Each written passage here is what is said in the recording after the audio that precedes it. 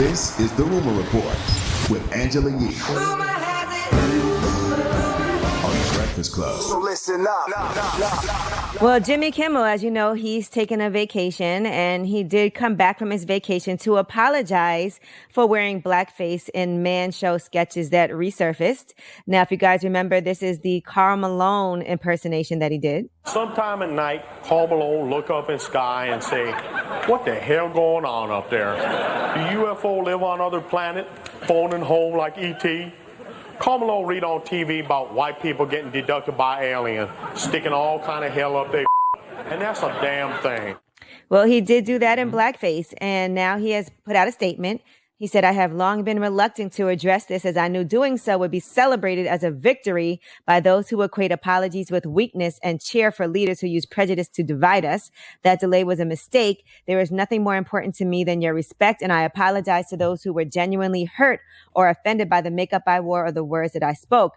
He then went on to explain about his impression of Karl Malone, how it started when he was a personality on the radio in the late 90s, and then he moved into television with it, with the Man Show. He said, "We hired makeup artists to make me look as much like Karl Malone as possible. I never considered that this might be seen as anything other than an imitation of a fellow human being, one that had no more to do with Karl's skin color than it did his bulging muscles and bald head."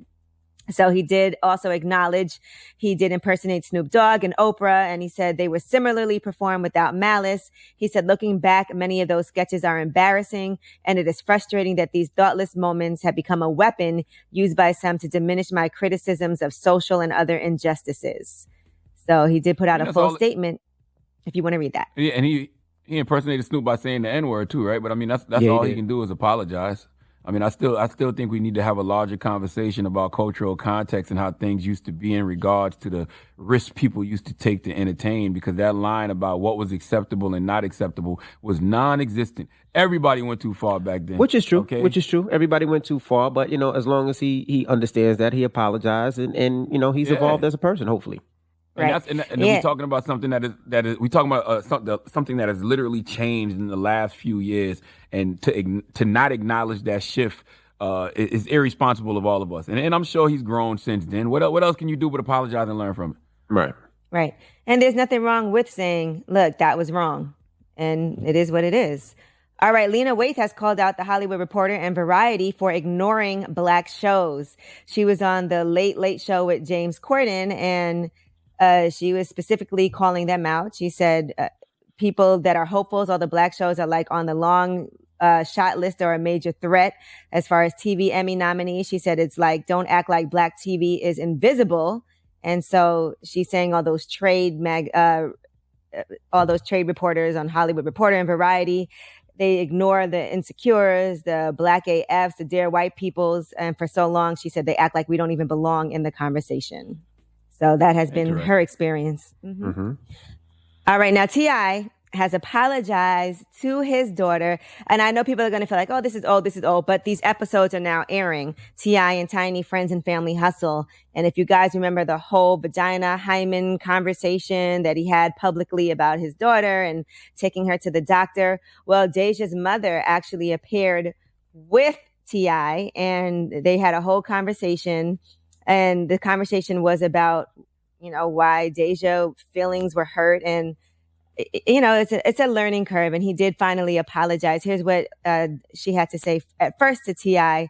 about parenting their daughter. Whether she tells you yes or no, believe her, because really at the end of the day, whether or not her hymen is intact, it is not telling of whether or not she had sex. So if you tell the doctor to check her hymen and she's told you, I've not done anything, and her hymen was broken and she was telling the truth, now you coming down on her, telling her that she's lying. So now I understand. That I understand. Okay. I'm beginning to realize that, damn, I ain't know as much as I thought I did. And then she did help him understand how inappropriate that conversation was and how the double standard exists, and you don't do that with your sons. Why would you do that to your daughter? Listen to this. She feels as though there is no trust in what she says. It's a bit misogynistic, because do you do the same for your son? Man, listen. You would never do that. I don't think that. Would you ever do that, sir? No, you would not. I think all of these things and double standards, when it comes to me being a dad, I was being educated. And also, I realized how inappropriate the conversation by Deja on a podcast may have been. And I hold myself accountable. I apologize to Deja. You know I love you. You know I've always gone above and beyond to do any and everything possible to make you happy and to keep you protected. All right. But, when you watch the episode, Deja's feelings were still really hurt and she was having a hard time not answering the phone for him and all of that because it was something that was embarrassing to her. It was hurtful for her for many different reasons. So, that is something that should be a learning experience for everyone. I remember we had this whole debate up here about, well, he's just being a good father. But I think being a good parent is also, as far as for me being someone's daughter, knowing that your daughter deserves her privacy, respect, and also you should believe her if she's telling you something, if you know she's a good girl. And Deja's always seemed like a good girl. And if you trust her, you should be able to talk to her and ask her questions instead of worrying about what's happening with her body, because women's bodies are very complicated. I mean, once again, all you can do is learn from a situation and apologize. Okay, I need to know who these folks are that get everything right all the time. I was going to say the same thing. He's a dad. He's just trying to protect his daughter. He made some bad mistakes. He made a bad mistake, and he apologized, and we have to learn from our lesson. Like you say this all the time. There is no instruction manual when it comes to kids. There's no instruction manual when it comes to daughters. We try to do our best, and sometimes we make a wrong decision and a wrong move, and we have to say, you know what? I'm sorry. And just as human beings, perfect people aren't real and real people aren't perfect. You're not going to always get it right. And I respect the education that, that woman gave Tip. You can clearly see he got it. He admitted he's wrong. You apologize. And the best apology is change behavior. What do you want from here? Blood? Now, mind you, in the episode, he still didn't apologize directly to his daughter, so that was something too. Because yeah, but she did look, if you watch the episode, it's really sad. She's like crying, breaking down, talking to other family members, and she can't even really speak to her own father. And he's still being a little bit stubborn about it. Because it's TV. They'll get to that in the next episode. Right? It's not real life. They got to stretch it out for the storyline. That's the other bad thing about a situation like this. Your real life becomes people's entertainment. So now it's a storyline that plays out. Yeah, but that's right? what Or maybe she really felt that. I'm sure she really felt that way. I don't think she's, over exaggerating. But I think it is. No. I can't let you switch my words up. You said he hadn't apologized yet. And I said, yeah, because it's TV. I'm sure he'll get to that next episode. I'm sure he's already apologized, but they're stretching it out for TV. All right. Well, I'm Angela Yee, and that is your Rumor Report.